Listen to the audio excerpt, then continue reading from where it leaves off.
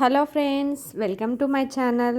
ఈరోజు మన ఛానల్లో కోట్లాది మందికి నచ్చే కేఎఫ్సి చికెన్ తేలిగ్గా ఇంట్లోనే ఎప్పుడు కావాలంటే అప్పుడు చేసుకునే విధంగా ఇలా క్రిస్పీగా టేస్టీగా ఎలా చేసుకోవాలో మనం ఈ వీడియోలో చూసేద్దామండి. చూసారా, నేను చేసిన కేఎఫ్సి చికెన్ ఎంత క్రిస్పీగా ఉందో. ఈ విధంగా ఇంట్లోనే మనం ప్రిపేర్ చేసి మన పిల్లలకి పెట్టుకోవచ్చండి. ఇప్పుడైతే లేట్ చేయకుండా ప్రాసెస్ స్టార్ట్ చేసేద్దాము.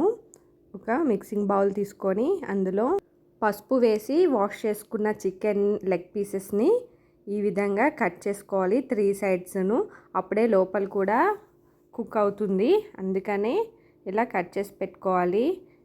ఇలా మనం తీసి పెట్టుకున్న లెగ్ పీసెస్ అన్నిటికి ఇదే విధంగా కట్ చేసి పెట్టుకోవాలి.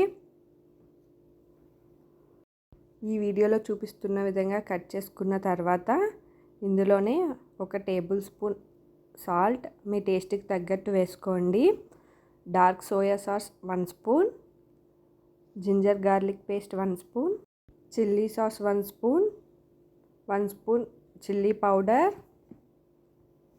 ఇవన్నీ వేసి ఒకసారి లెగ్ పీసెస్కి ఈ మసాలా అంతా బాగా పట్టేలాగా బాగా మసాజ్ చేయాలి. ఈ వీడియోలో చూపిస్తున్న విధంగా ఇలా కలిపి పెట్టుకున్న దాంట్లో నిమ్మరసం కూడా యాడ్ చేసిన తర్వాత ఒకసారి చికెన్ అంతా బాగా కలపాలి. ఇలా కలిపి ఒక అరగంట సేపు ఫ్రిడ్జ్లో పెట్టేయండి.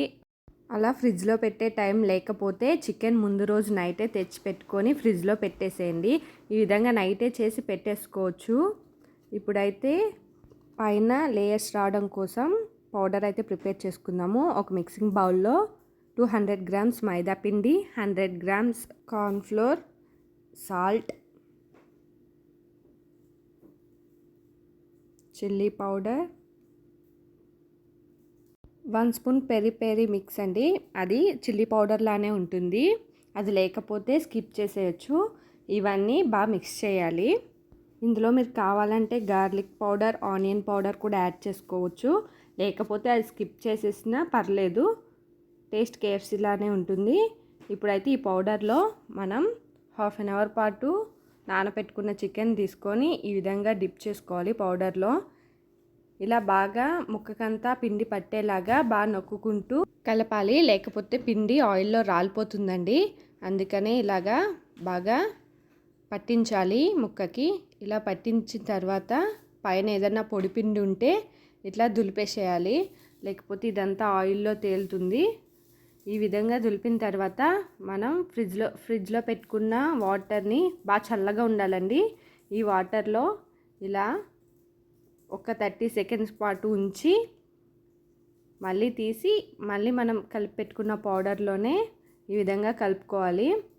ఇలా కలుపుకొని ఒకసారి దులిపి ఒక ప్లేట్లోకి పెట్టుకోవడమే.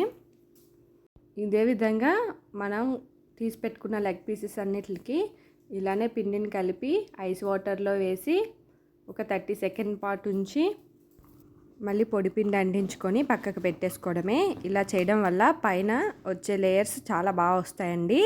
అందుకని ఇలా పిండిని బాగా పట్టించి ఒకసారి దులిపి పక్కకు పెట్టుకోవాలి.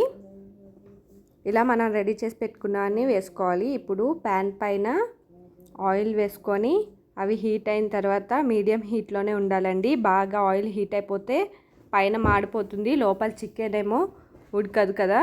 అందుకనే మీడియం ఫ్లేమ్లో పెట్టుకొని దీన్ని అటు ఇటు తిప్పుకుంటూ ఫ్రై చేసుకోవాలి. ఇది కొంచెం టైం పడుతుంది, బట్ లోపల చికెన్ బాగా ఉడకాలి అంటే ఇట్లా లో ఫ్లేమ్లోనే ఫ్రై చేసుకోవాలి.